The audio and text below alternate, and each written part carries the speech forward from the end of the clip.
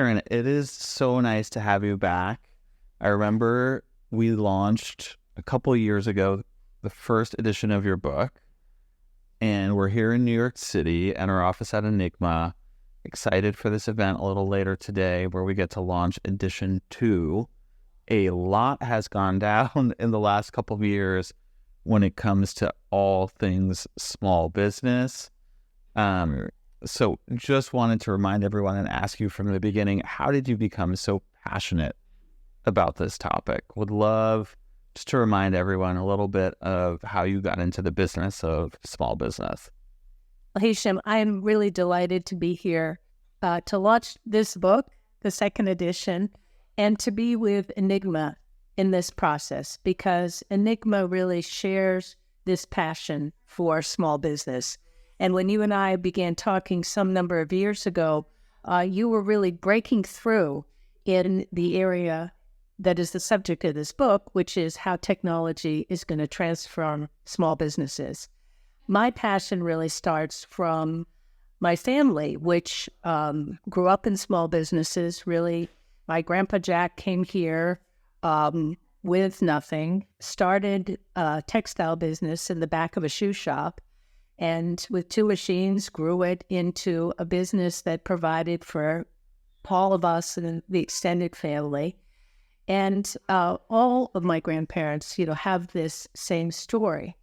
The issue that I really care about is making sure this path of opportunity is available for more small businesses today, particularly in terms of being able to access the capital they need to grow and prosper. It's such an amazing part of just the American vision, the American dream, entrepreneurship, being able to own one's business, the ease with which we can do that here versus many other places in the world. And your book is fascinating for highlighting that and also highlighting some of the gaps that exist at funding these businesses, managing these businesses. A question that I always have for people in our space is, what is the role of small business in the economy? Like we saw during COVID that it is both extremely resilient, but at the same time, extremely fragile.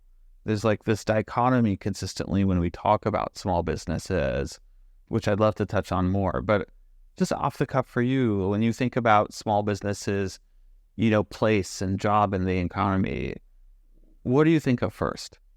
Well, small businesses are really critical to the economy. And when I was in the White House, it really was a matter of great importance to me that everyone understood a couple of facts. One is that half the people who work in this country own or work for a small business. So really, small businesses account for half of America's jobs. And these are all kinds of small businesses. The majority are sole proprietors and very small businesses that are on Main Street. So these are part of the fabric of our community and part of our day-to-day lives. There's another set of small businesses who are venture capital backed, like you and Yes. Fast-growing tech companies, and they are also important. But my work is really around the access to capital for the majority of Main Street small businesses and supply chain small businesses that need bank or other kind of debt financing so that they can manage their business, their cash flows, and grow. And, it's fascinating for us to kind of rehash the fact that the government actually plays a massive role in this part of the economy. On the consumer side, the government is there backstopping mortgages, but the SBA is also one of the largest lenders in the country, and it has a pretty open track record as well, which is fascinating. I remember you talking to me once about challenges in 2008 in that downturn and what it took to get the banks lending again, even though the government was there to backstop things. Can you bring that up again? Because I just find it such a fascinating story. And one of the most important and things that happened to me is I had the great opportunity of working for President Barack Obama as the head of the U.S. Small Business Administration and as a member of his cabinet. Now, this was the best job ever, flying on Air Force One, working with the economic team. But there was only one problem, which was my timing. I took this job in the first quarter of 2009, which, as many people remember, was the financial crisis, when banks had gotten overextended and they had stopped lending because of pressure on their balance sheets. The SBA became a lifeline to many, and I was able to convince the White House, President Barack Obama, Larry Summers, to do something pretty bold. I think if I had not been a business person and venture capitalist, I might not have been so bold, but we had a crisis where small business owners were going out of business because their credit lines were being frozen and they couldn't get any financing. So we at the SBA raised our guarantee rates to 90% and eliminated all our fees. And it was like the hockey stick that did happen. Immediately, our loan volumes soared, and we were able to get 1,000 banks back to SBA lending in 6 months. Well, this taught me a number of things, but the most important was how important access to capital is for small business owners. Now, I thought at the time this was the biggest crisis that we would ever see in the land of small business, but sadly it wasn't. And in 2000, the economy shut down, as you know, for public health reasons. We had to close our main streets and small business owners. Very rough time, COVID. As you know, small businesses have very little cash on hand. They have between 19 and 26 days worth of cash. And in this time period, small business owners had no revenues coming in suddenly, and many of them were about to go out of business. I remember our phone calls during that time and being all alarmed before, the PPP program was announced. And I remember all the public criticism around how rushed PPP was and how much fraud there would be and how disorganized it was, and just thinking about that kind of post facto, it was just obviously yet another amazing, coming together and coordination effort. And I think everyone would agree today that the consequences and the downsides of putting PPP in place were far exceeded by the benefits of just getting cash into people's hands before the businesses went out of business, before there was, kind of damage to business that they weren't able to recoup from. I also think the tape shows pretty well that a lot of people, this program was designed for people to bridge into the future, that the entire economy was, on brink of collapse because of small business, not because of large companies. Large companies actually had a massive boom in productivity. There's a whole technology story that we'll get to, but I'm curious, at the time, if you had that similar intuition from 2008, we need to do things fast, because small business really is a foundation for the rest of the economy. Would love a little insight into that. And I know it's like the topic of the second edition of the book, and there's a lot to talk about in that regards. Well, Hicham, I have to thank Enigma for the work that you all did in the pandemic. And it was really difficult to get all the aid into the hands of small business owners at that time. And many fintechs and other technology providers stepped up and allowed small businesses to get access to the PPP and other aid that was provided. Without that, we would have had shuttered businesses on Main Street, a huge recession, and many damaged livelihoods. In fact, one of the reasons why I ended up writing this second edition is that it has 2 full chapters telling the story of the pandemic and the small business difficulties and aid that was provided. The conclusion of the story is exactly what you just described, which is that it was an essential part of the recovery and a critical success, despite fraud, which did exist, but not in the amounts that were initially feared.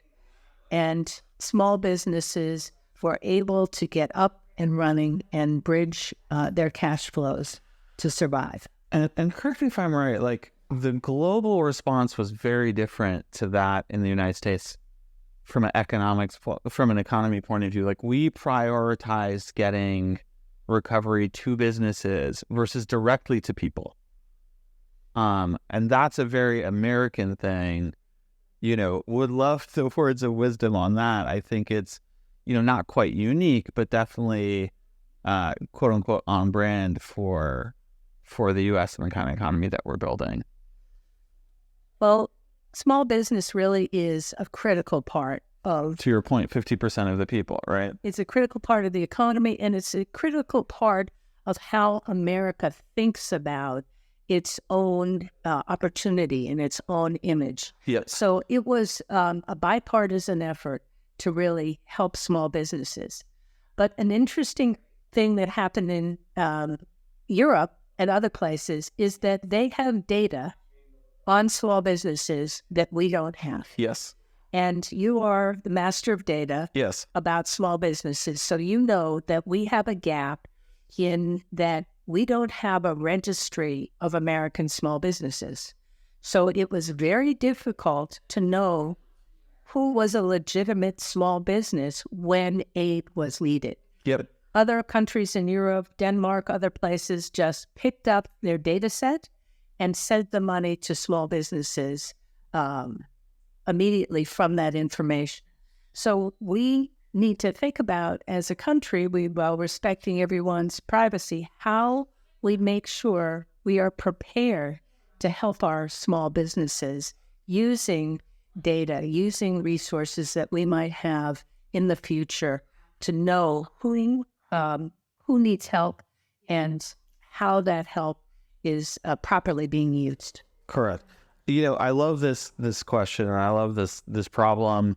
It's one that we hold near and dear on the Enigma side. We try to put together a picture of this for people trying to reconstitute it. But, the scale challenges of our economy are real, right? Like if we think about it, you take a look at Denmark and Germany and many places where there are highly centralized registries, it has a cost to business owners as well, right? We know that it's harder to accept funding to get up and running with certain tools. It's not necessarily, so comparable from a data perspective, but it's also not comparable from I forget what that index is, but there's like this World Bank index of how easy it is to do business. In the United States, you can famously start a business almost from anywhere in the world, right? You'll go to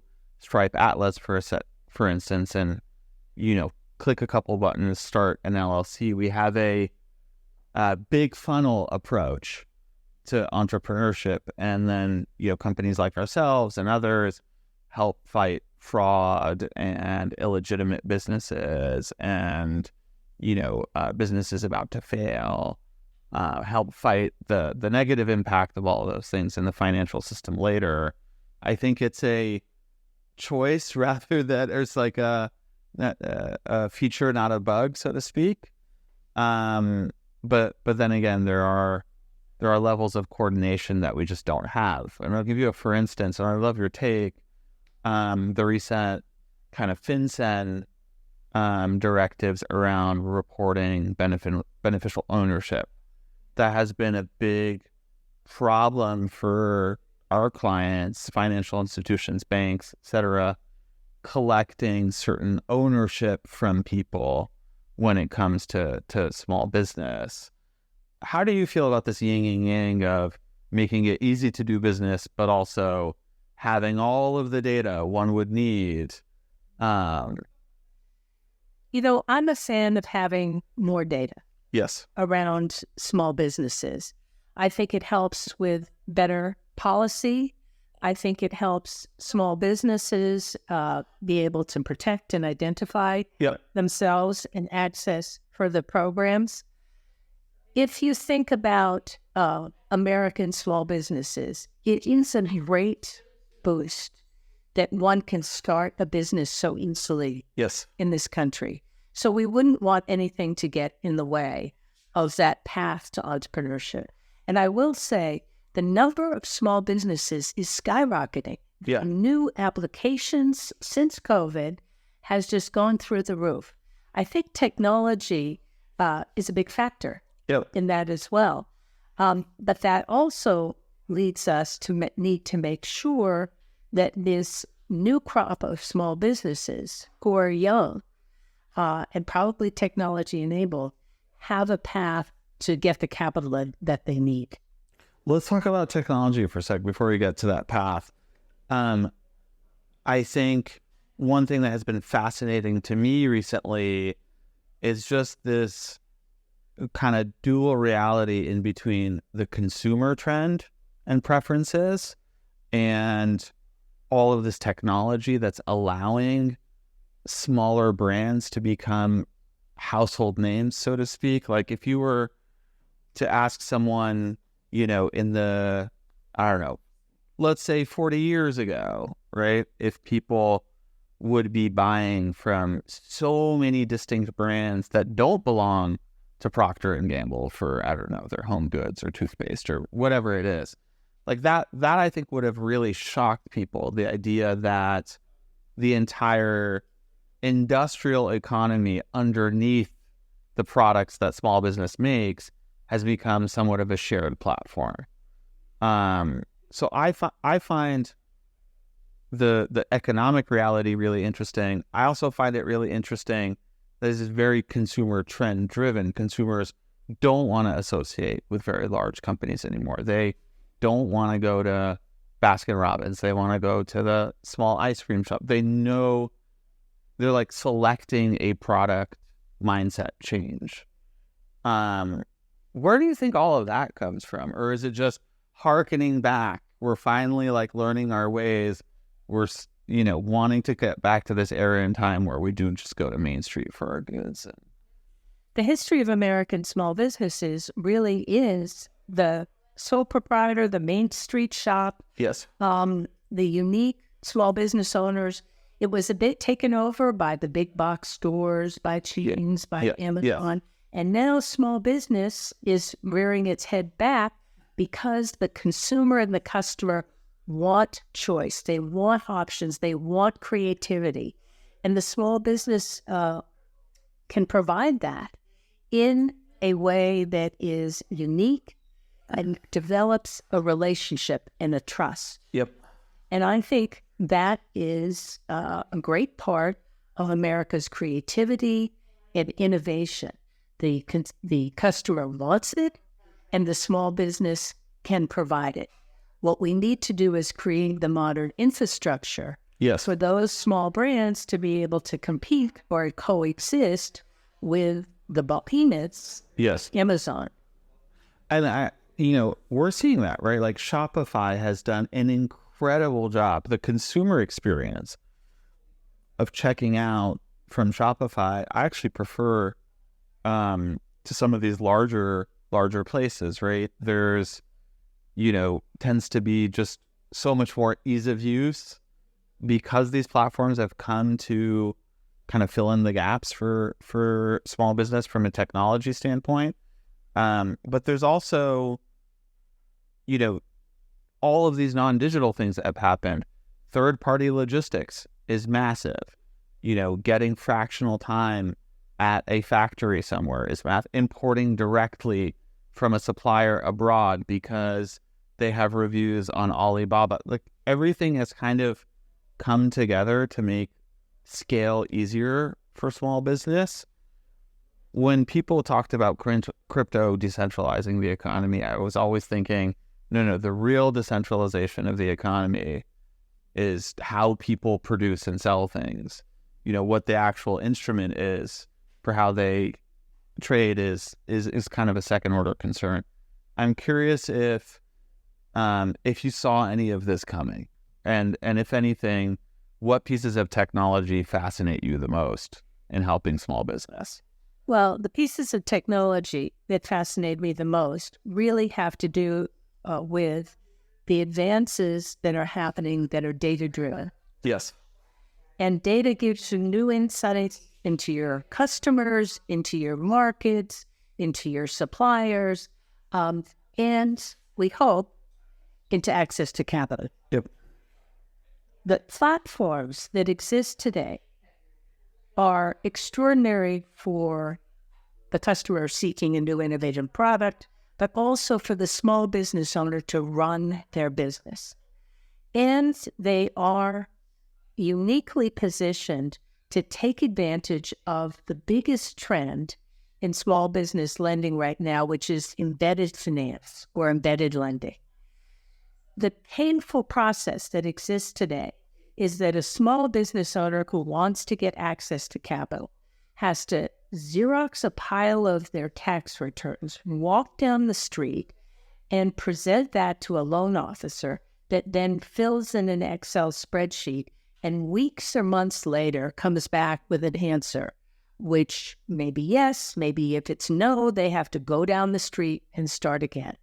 And this is all because of information opacity. It's because you can't see inside a small business and tell whether it's creditworthy. And there's no place to go except for these engagements with the bank. Technology has the power to change all that. An offer can come embedded in a platform that the customer and that the small business owner uses every day. The platform knows the small business owner's sales and inventory and other positions and is uniquely ready to make an assessment of the creditworthiness of that small business. So these are the formulas. It's a huge opportunity. The trust in between small businesses and the platforms that they always use is much bigger. My question is, why haven't the banks woken up to this? Or where are they in the process, right? I know 2023 was a rough year for credit lending to private businesses. I'm just constantly surprised by their, and we work with some great partners who do put out a lot of capital to small business, but I'm always thinking it's an opportunity missed for the financial ecosystem. From our side, we always view it as, okay, we just need to build greater and greater and greater data products to help these large financial institutions peer back into small business. But I'm always surprised that given, just the total market, that there isn't the kind of urgency or the kind of wish to compete for that top position as much as I would have imagined. Don't count the banks out. Okay. Yet.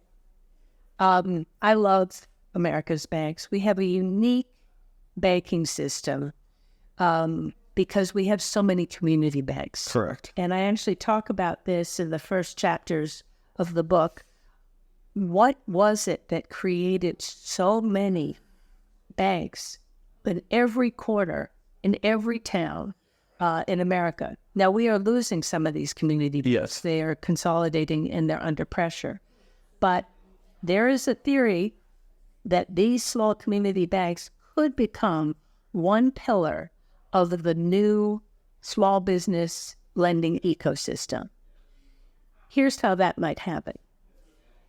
A small business might want to get their loan from a platform, something embedded. And underneath that, there'd be another layer, which might be Stripe. It might be providing an algorithm or connectivity to the bank. But at the bottom, there probably is going to be a bank, because banks have a very low cost of capital and they want to hold small business loans as assets on their balance sheet. One thing we talk about a lot together is just the role of data in the SMB landscape, getting data to the banks to do a better lending job. There's been, many advances in data science and collecting data from places like Enigma or the open banking ecosystem. Companies like Plaid, Finicity have brought in a whole new set of automated data into the process. We talk about artificial intelligence a lot in regards to small businesses and being able to understand their performance and what they do more easily. I mean, personally, I'm way more excited about AI in the hands of the business owner. I think that's, what's interesting in all of this. And if anything, that's what's going to help the banks the most, just having extremely productive small business owners. But would love to see, in the second edition, what themes you picked up in the book around technology and the role of data in the SMB ecosystem. Well, data itself is a game changer because the key frictions in small business lending are two. Information opacity, you just can't see inside a small business, and heterogeneity, which means that every small business is different. One day you're lending to a dry cleaner and the next to a parts supplier. So how do you know what a good dry cleaner looks like? Data has the ability to solve these two frictions. In addition, there's artificial intelligence, because not only do you need the data, you need to be able to make the data have insights. Interpret it. So you have to have algorithms, you have to have the ability to have machine learning and have the data tell the machine, what it is a creditworthy borrower looks like. So this ecosystem looks so promising that we call it in the book small business utopia. Yes. But you raised the point, it's not just promising for the banks who can get a better view on who's creditworthy. It's unbelievably exciting for the small business owner who can now see inside their business, know when they need help with cash flow, and actually understand their profitability, understand what their customers are doing. The insights for small business, that's where the game really changes. Insights, 100%. Also, all kinds of just general productivity. I want to parse through a list of complaints of mine. I want to automate, certain customer service and customer support aspects. I want to, market my business more efficiently. Very, very excited about all of that and continue into small business utopia and the American dream. I am most excited about the AI, the generative AI sidekicks. Yes. Because all of the data in the world can be available, but might not really give the small business owner the ability to manage their business better. Because if you buy a new tool of software, as a small business owner, you have to install it, you have to run it, you have to figure it out. Well, that's just way beyond what most small business owners want to do. Yes. But if you have a real sidekick, an AI intelligent bot that you can speak to in plain English, and you can say, find out what marketing campaigns worked for my competitors. Show me all the customers I had that, had this behavior. You can, or you can even say, tell me what kind of loan I need. And now you've got a real assistant. You've got somebody who helps you run your business. That's completely different.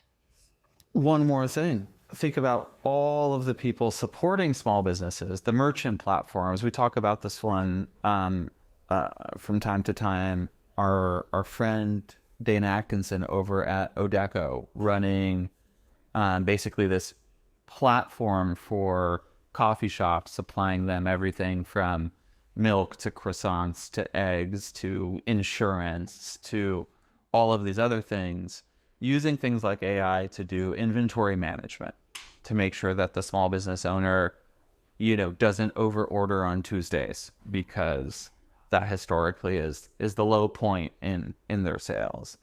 So I'm also like very bullish about them being supported by a whole ecosystem that's getting smarter. One area where we have seen friction, though, is some of these regulatory processes. So back into, financial institutions and getting access to capital. Take say like CIP requirements, customer information collection requirements. There's no sidestepping these things. There's no kind of cutting a good compliance process short with AI. These are the areas where we do want the risk to be managed a bit more tightly. I wonder if you've had some thinking around the last couple of years, how the regulatory and compliance landscape has shifted, and what should it be doing, whether it's folks like us on the data side providing insights into these compliance processes, or how you feel financial institutions or even the government should evolve into more small business utopia thinking on the compliance side. I'm glad you brought up regulation because I think it's an absolutely critical topic. And there's 2 full chapters in the book on regulation, which hopefully won't put anyone to sleep. Look. But the conversation about regulation, I think, has gone in the wrong direction. The argument has been too much regulation, not enough regulation. And what we know as technology becomes more and more part of this, that the risks go up. The risks of fraud, the risks of systemic risk to our system, all of it goes up. So it's not a question of more regulation or less regulation. It's a question of smart regulation. And what do we mean by smart regulation? You need to be able to control the risks without putting an undue burden on the small business owner and on the entity, whether it's a fintech or a bank, which has to comply. So how do we make sure that we understand the regulatory risk we're trying to manage? As we get into AI, as we get into algorithms that, teach themselves, how do we know what's inside the black box? This is a big worry. There's probably bias in the algorithm. How do we know? What about a mistake? If my credit report has a mistake today, I can go fix it. I can petition to fix it. But what about if I'm rejected for a loan and I get a notice that I'm a bad credit? How do I know? What transparency should be required? All of these things are quite complicated. Europe is ahead of the U.S. on all of these, including open banking, but also on data ownership. And we need to up our game in this country and stop having this argument about more regulation versus less regulation and figure out Better regulation. what is better regulation. Yeah. How can we be smart about this?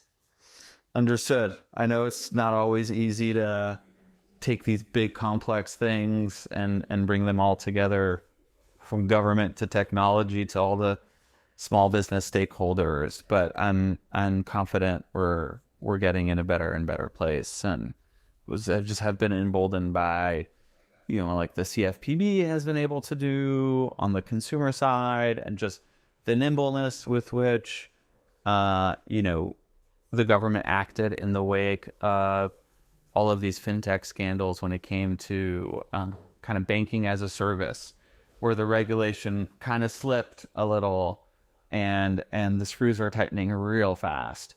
So Places like Enigma are going to be critical in smart regulation because you need to be able to understand what is actually happening to figure out the gaps. And you need to be able to perform activities quickly, like know your customer. So to be able to have that data and understand and present it in a way that is informative to a regulator will be critical for the future. Awesome. How do you see the future of small business? What is the 3rd edition in 10 years look like?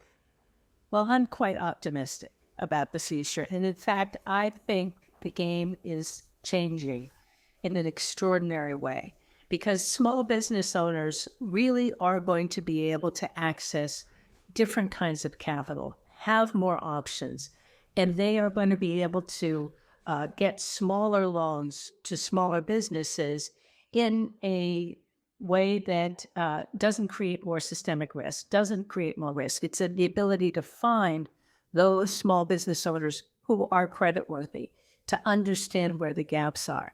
So I'm quite optimistic about the world of small business. We already see entrepreneurs deciding they want to open their business. We see the energy is there. Now we know that we can provide the tools for them to access capital. I'm also optimistic about America's banks. Yes. I think they are going to play an increasingly important role in the future. If you look at the complexity, sometimes we ask, why hasn't this transformation happened fast? It turns out it's complicated. It's got 3 layers of complexity. The first layer is the data. It turns out it's hard to standardize all this. Yeah, we know that from... You know this. Yes, a lot of pain and love goes into standardizing that data. Like, you have spent years now Yes. standardizing various kinds of data so that it is usable. Yeah. used, and provide insights, and they're credible insights. The second layer of complexity, I think, is the most difficult, which is there are so many use cases for small business and capital. There are all these different kinds of small businesses, whether they're sole proprietors or they're a manufacturer, small manufacturer. There's all different kinds of lenders who want to give merchant cash advances or a term loan or a loan against real estate, each of which requires a different credit algorithm, a different set of inputs. And so that complexity has slowed down the process of providing small business utopia, our world where a small business owner can press a button and get the loan that they need. But it also creates more opportunities, because you could see banks being successful. You could see embedded lending providing, up to 75 billion, 20% of the marketplace that's out there. There will be more players who will have the opportunity to be winners in this new environment. So I'm excited about that. It feels more like an ecosystem than what we had before, and that is the whole point. Not just a landscape, it's an entire world, an entire ecosystem. And the last piece is the intelligence this brings to small business owners. The small business owner interface now with lending, with technology, and with running their business gets a huge boost from the AI sidekick and the intelligent data that they now can see into their business and know what it is that they might, want to do to advance it and to grow.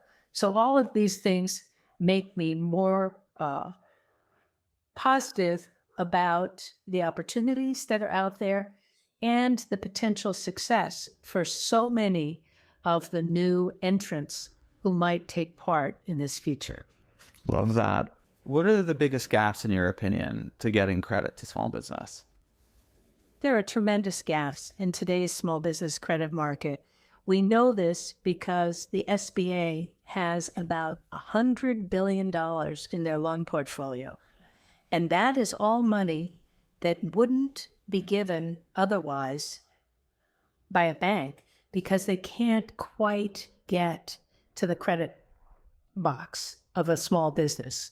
So we know that the loans in the SBA portfolio have a loss rate of only 4%. Which is very comparable to what you would expect from, That's $96 billion that's going to creditworthy small business owners out there. And it is over-indexed in women-owned businesses and minority-owned businesses.